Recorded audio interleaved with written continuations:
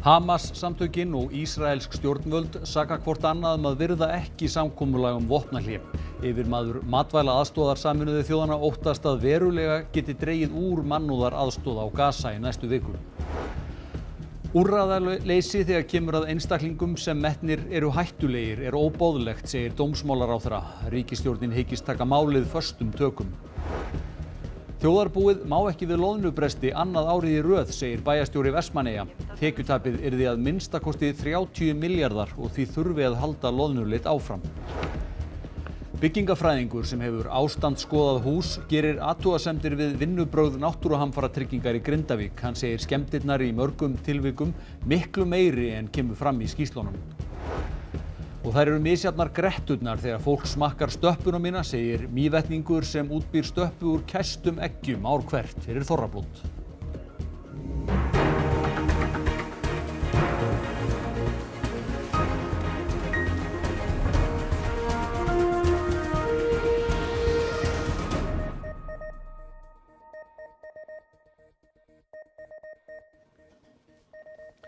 Gott kvöld. Vopnahléð á Gaza virðist standa mjög tæpt. Stríðandi fylkingar saka hvor aðra að brjóta samninga. 200 var sleppt úr haldi í Ísrael í dag og Hamas samtökin slepptu 4 kvenkyns hermunum. Þetta í annað sinn sem Hamas samtökin sleppa gíslum frá því samningar náðust vopnahlé. Alþjóðaráð Rauða krossins flutti ungu konurnar 4 í hendur Ísraelshers tæpum 14 mánuðum eftir að þær voru numdar á brott. Ástvinir þeirra fylgdust með aðgerðunum á skjá.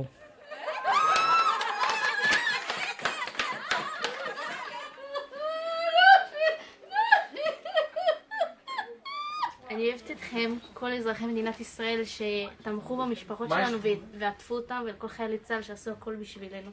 Konurnar eru allar hermenn og ísraelsk stjórnvöld segja Hamas hafa brotið skilmála samningsins með því að sleppa hermönnum og undan almennum borgurum. Þrátt fyrir þær ásakanir stóðu ísraelsk stjórnvöld við það að sleppa 200 úr haldi. 70 voru sendir beint til Egyptalands og fara þaðan til ýmissa nágrannaríkja. Þetta eru menn sem Ísrael telur stafa hvað mest hætta af og var þeim vísað úr landi. En á meðan bíða þúsundir sem bjuggu í norðurhluta Gaza eftir því að fá að fara aftur heim. Ísraelsk stjórnvöld neita hleypa fólkinu í gegn sem Hamas-samtökin telja brot á vopnahléssamningnum. Ólöf, þessi ágreiningur sem kom upp í dag búið að leysa úr honum?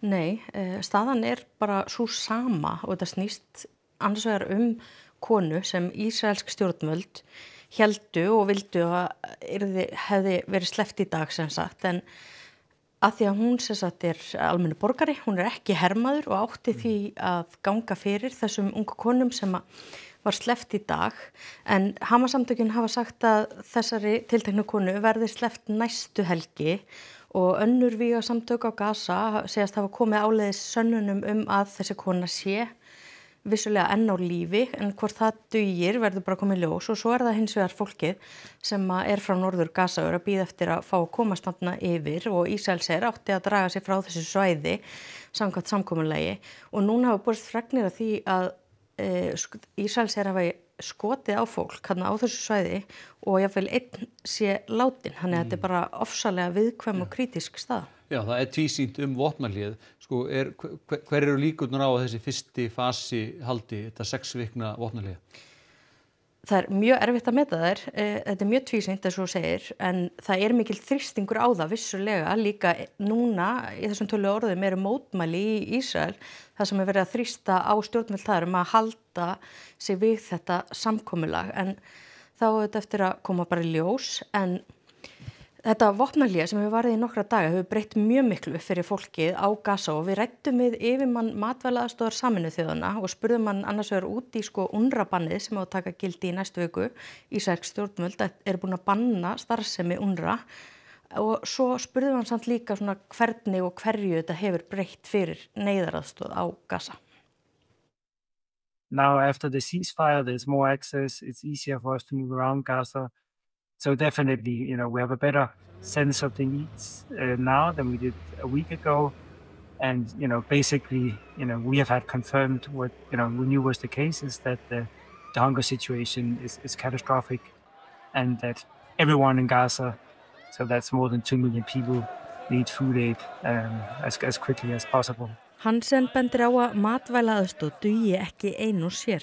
Fólk líka í sárri þörf fyrir húsaskjól, hreint vatn, lyf og fleira. The important thing now is that the access is sustained. Again, there's been huge improvement over the last few days, and for the first time in 15 months, the hungry people in Gaza, they're able to eat actually 3 meals a day now for many of them, and they've been struggling to eat anything for months and months. But what we know from our experience is that this needs to go on for the next many months, of course, to make a real difference. Í næstu viku taka gildi lög sem Ísraelska þingið samþykkti í október starfsemi UNRWA, Palestínu flóttamannahjálpar Sameinuðu þjóðanna.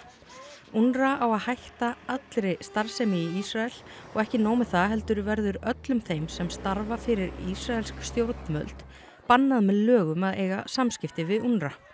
Það þýðir að UNRWA getur ekki heldur haldið úti starfsemi á Gaza vegna þess að þeir þurfa að eiga í stöðum samskiptum við ísraelsk stjórnvöld. We've had a basic agreement with UNRWA that WFP would provide food aid to half the population in Gaza, around 1 million, and UNRWA would cover the rest. They play such a critical role facilitating the work of many other organizations. So frankly, it's difficult to see how it's going to work without UNRWA. Forsætisráðherra segir ríkisstjórnina leggja mikla áherslu á að setja á laggirnar úrræði fyrir fólk sem metið hættulegt. Dómsmálaráðherra segir að núverandi staða sé óboðleg. Fréttastofa greindi frá því í október að Fangelsismálastofnun hefði með nokkura mánaða fyrirvara varað 3 ráðuneyti og Reykjavíkurborg við að hættulegur fangi leki afplánun þá haustið.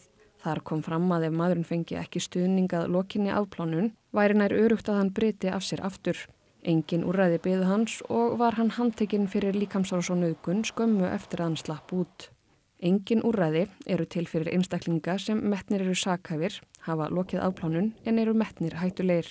Ástandið bara óviðunandi og ég segi þetta almanna öryggismál að bæta úr og ég að skoða allar þær leiðir sem ég hef í þeim efnum.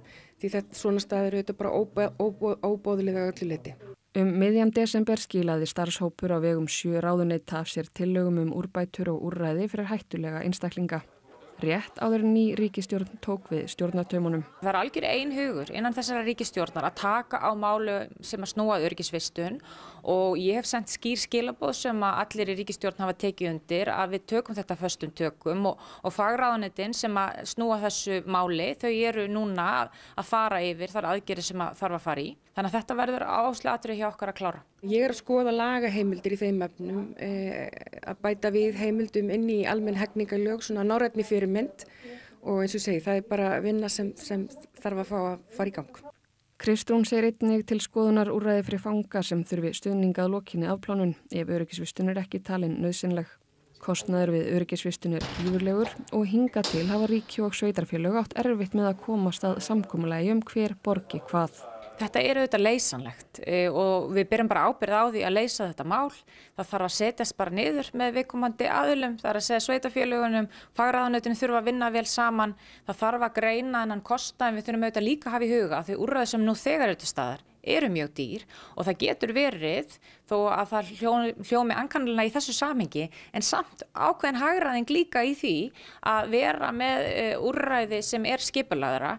Ég tala nú ekki bara mikilvæg þess að það sé passað upp á þessa einstaklinga og það sé þjónusta sem við hæfi. Bæjarstjóri Vestmannaeyja segir að þjóðarbúið megi ekki við loðnubresti annað árið í röð.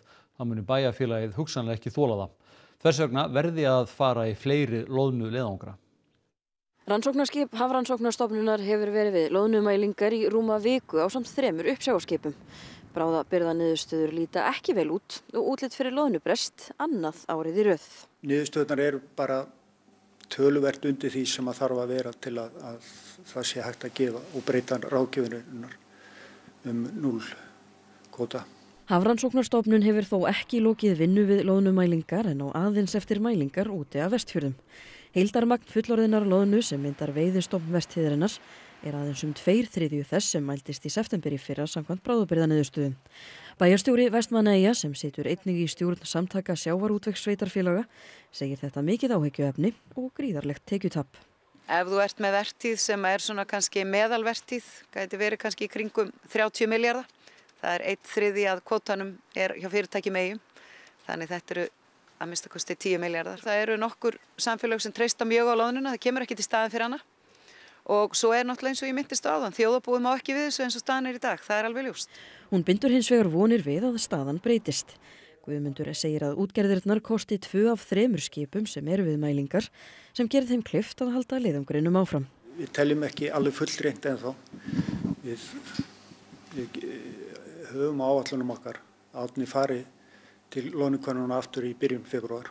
Kannið á sérstaklega norðvestursvæðið þar sem von að það gæti komið ykkur loðna inn sem seinna á ferðinni og það hefur oft gerst. Það svona kannski það sem við bindum helst vonir við. Þórið þið 2 ár í röð á þessu? Eiginlega ekki. Við fengum 2019 og 2020 2 ár í röð og ég held að það sé rosalega mikilvægt að gera allt til þess að athuga hvort að loðnan sé ekki örugglega einhvers staðar, af því hún einhvers staðar.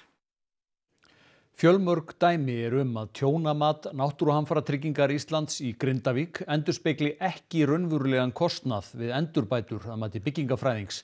Hann gerir alvarlegar athugasemdir við vinnubrögð stofnunarinnar. Hjónin Hilmar og Ólöf höfðu búið í Grindavík í 10 ár þegar þau neyddust til að flytja í fyrra og setjast að í Hafnarfirði. Við hittum þau við gamla húsið í Efstahrauni í Grindavík. Þetta er húsið? Þetta er húsið, já. Þið endið á að selja Þórköllu þetta? Já, við vorum eiginlega bara neitt í það. Áður en Hilmar og Ólöf seldu húsið fengu þau tjónamat frá Náttúruhamfaratryggingu sem var upp á rúmar 4 milljónir króna, mat sem þau gátu ekki sætt sig við. Þau fóru fram á endurmat en þegar þar var komið sögu var húsið komið í söluferli hjá Þórköllu sem taldi þau ekki lengur vera aðila máls og því ekki eiga rétt á að sjá skýrsluna. Fáum ekki svör af hverju við fáum ekki skýrsluna. Eins og fréttastofa greindi frá í vikunni hafa tugir Grindvíkinga leitað til lögmanns og eru að íhuga málaferli gegn Náttúruhamfaratryggingu. Þeir eru óánægðir með matið á tjóni á fasteignum þeirra. Hilmar og Ólöf eru í hópi þeirra en geta þó ekki farið í mál.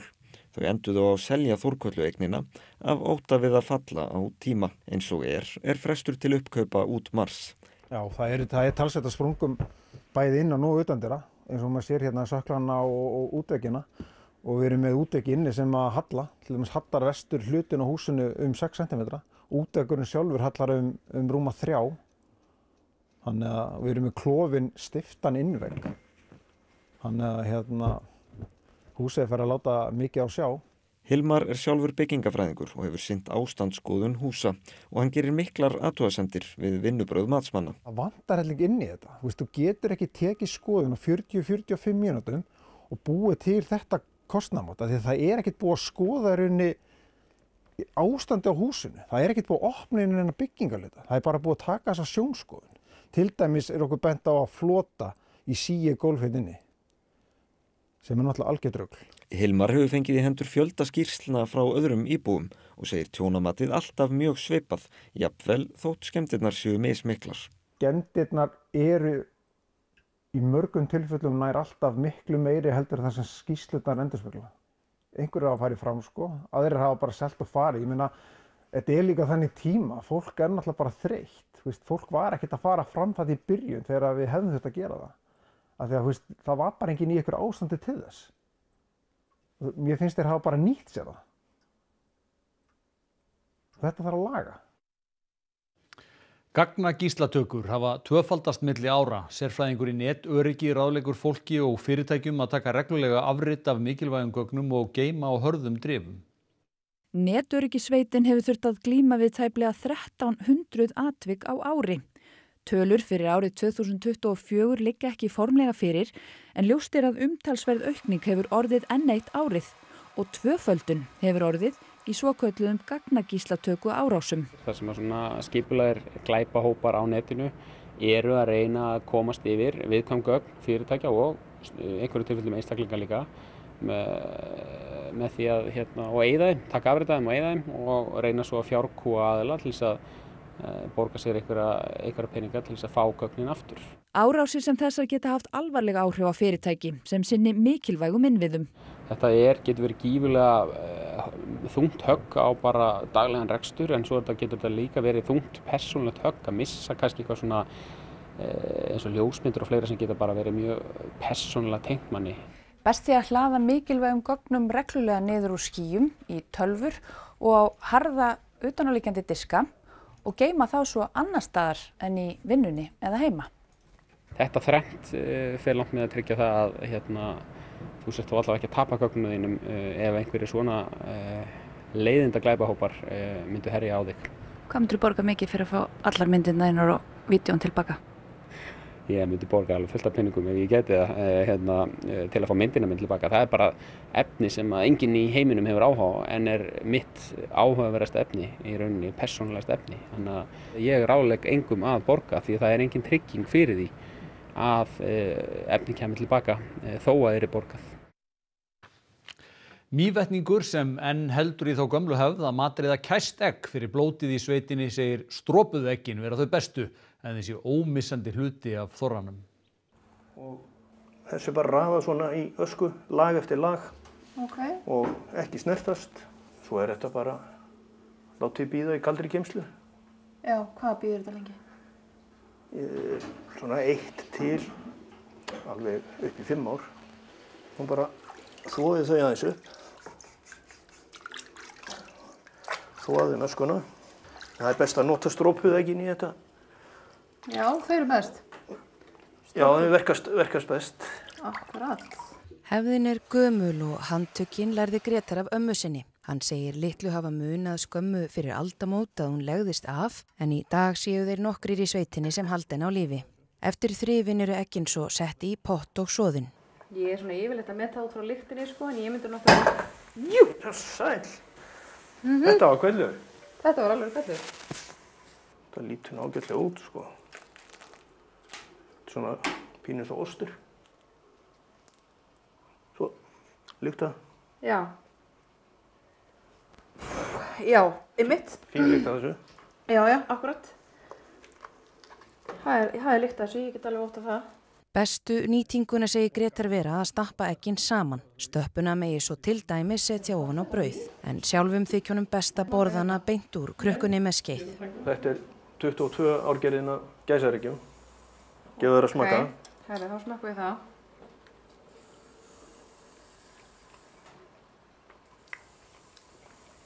Já, þetta gott. Það bara kyngja. Þetta var bara hljómandi gott. Akkur ertu með tárin í augun?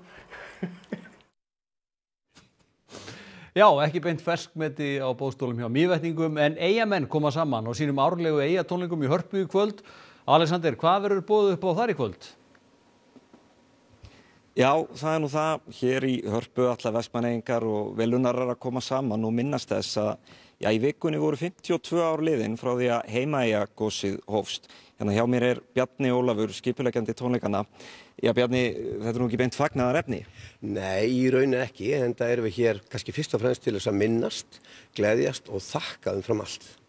Nú ert þú búin að standa fyrir þessum tónleikum í 14 ár. Er þetta alltaf skemmtilegt? Þetta verður eiginlega bara miklu skemmtilegra. Og hvað ætlarðu svo að bjóða upp á hérna í kvöld? Þetta eru töfrar úr Herjólfsdal og allt umkring, 14 þjóðhátíðarlög á 14. árinu.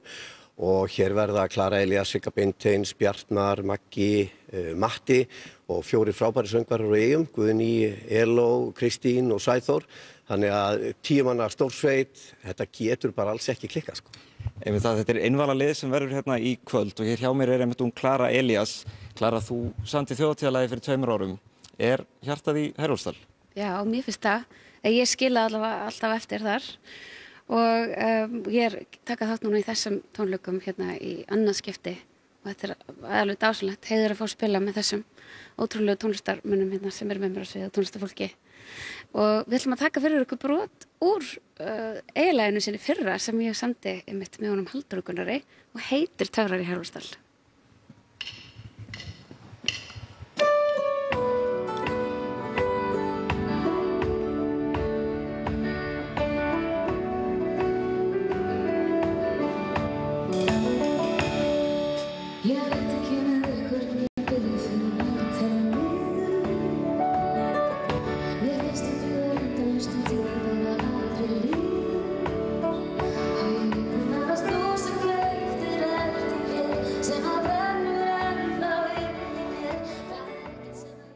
Og það var boðið upp á margs konar músík í Hörpu þessa helgina því þar baðaði fólks í hljóðum í dag. Þar var haldin opin tónlistarsmiðja fyrir unga sem aldna á myrkum músíkdögum.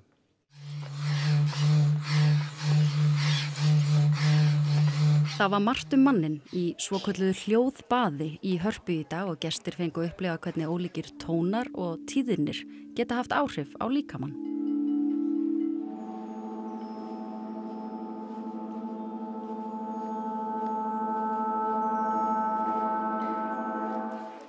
Svo fórum við upp í hljóðbað. Þá gátum við prófað gong. Fyrsta sem ég gerði var að fara þangað. Síðan fór ég upp og síðan er núna að gera það.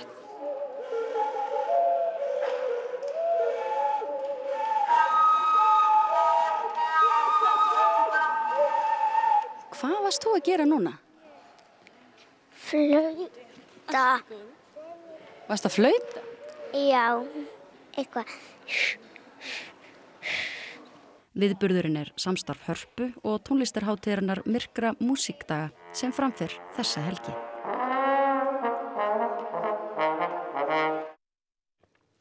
Það hefur kyngt niður snjó á suðvesturhorninu í dag en lítum á horfurnar. Á morgun verður fremur hæg breytileg átt á landinu, víða dálítil snjókoma eða él fram eftir degi en bjart með köflum sunnanlands. Hiti frostmark við vesturströndina en annars vægt frost. Annað kvöld léttir víða til og herðir á frosti. Kristín Hermannsdóttir veðurfræðingur fer nánar yfir horfur næstu daga að loknum íþróttafréttum. Almar Ormarsson sér þær í kvöld. Íslenska karlalandsliðið í handbolta þarf nú að treysta á önnur úrslit til að komast í 8 liða úrslit heimsmeistaramótsins. Liðið tapaði stórt fyrir Króatíu í gær.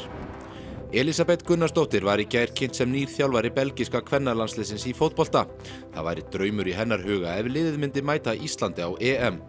Og keppt var í enska boltanum, hestaíþróttir og dans í íþróttum hér handan við hornið. Þá er ekkert eftir nema að rifja upp helstu atriði frétta. Hamas samtökin og ísraelsk stjórnvöld saka hvort annað að virða ekki samkomulag vopnahlé. Yfirmaður matvæla aðstoðar Sameinuðu þjóðanna óttast að verulega geti dregið úr mannúðar aðstoð á Gaza í næstu viku. Úrræðaleysi þegar kemur að fólki sem metið er hættulegt er óboðlegt, segir dómsmálaráðherra. Ríkisstjórnin hyggist taka málið föstum tökum. Þjóðarbúið má ekki við loðnubresti annað ári í röð, segir bæjarstjóri Vestmannaeyja. Tekjutapið yrði að minnstakosti 30 milljarðar og því þurfi að halda loðnuleit áfram. Byggingafræðingur sem hefur ástandsskoðað hús gerir athugasemdir við vinnubrögð náttúruhamfaratryggingar í Grindavík. Hann segir skemmdirnar í mörgum tilvikum miklu meiri en kemur fram í skýrslunum. Næstu fréttir verða sagðar í útvarpinu klukkan 10 í kvöld og á rúv.is má nálgast allar helstu fréttirnar á íslensku, ensku og pólsku. Hægt er að senda fréttastofunni ábendingar á netfangið fréttir@ruv.is en þessum fréttatíma er lokið. Verið sæl og njótið kvöldsins.